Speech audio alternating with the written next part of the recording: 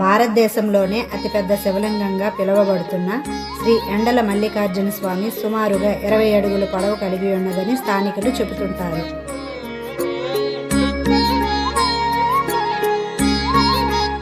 ద్వాపర యుగంలో పాండవులు ఇక్కడికి వచ్చి ఈ లింగాన్ని దర్శించుకున్నారు.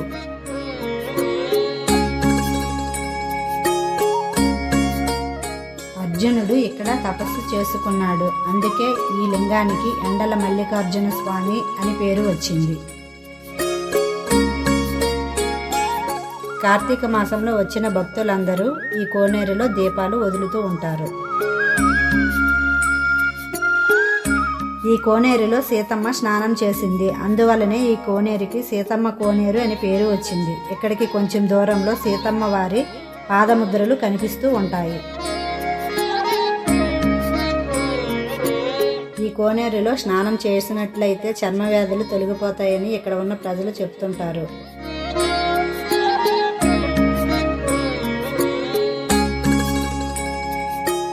త్రేతాయుగం కంటే ముందే ఈ లింగం ఉందని స్కంద పురాణంలో చెప్పబడింది.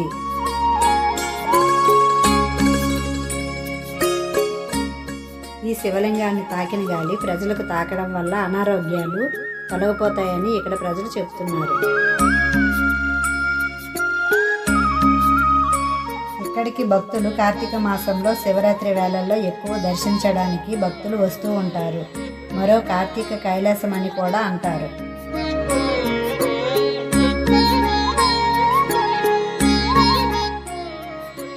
సుశీనుడు సంకల్పం వలన సుశీనుడి శరీరం నుండి ఈ లింగం ఉద్భవించబడింది.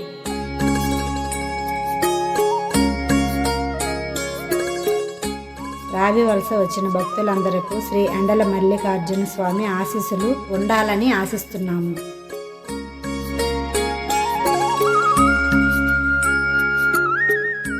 ఈ ప్రాంతంలో ఔషధ మొక్కలు కూడా ఎక్కువగా ఉంటాయి.